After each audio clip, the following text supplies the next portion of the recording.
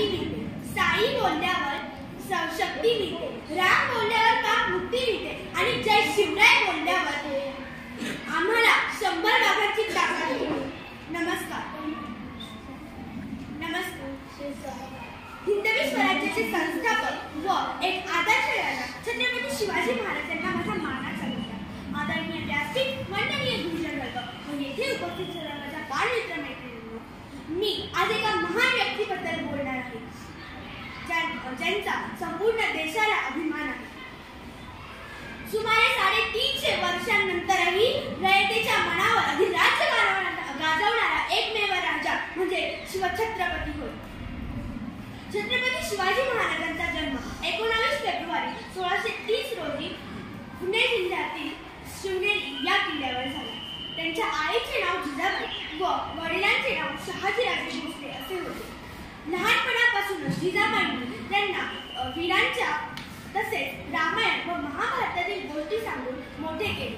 त्यांचे गुरु दादोजी कोंडदेव यांनी त्यांना राजनीती, तलवार शिक्षा व शस्त्रास्त्रे चालवण्याचे तंत्र शिकवले.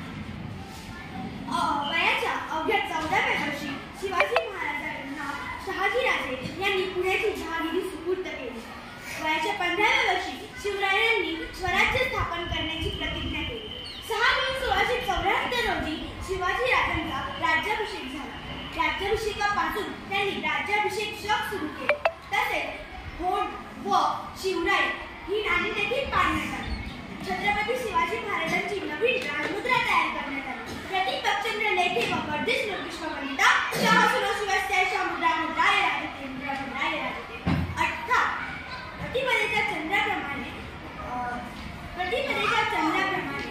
हा देश वाढत जावो व साऱ्या विश्वाला वंदनीय होत जावो असा हा शहाजीचा पुत्र शिवाजी याची राजमुद्रा कायम लौकिक होत राहू.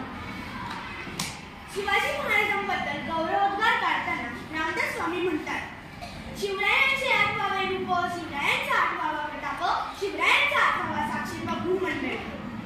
अशा या कल्याणकारी राजाचे निधन 3 एप्रिल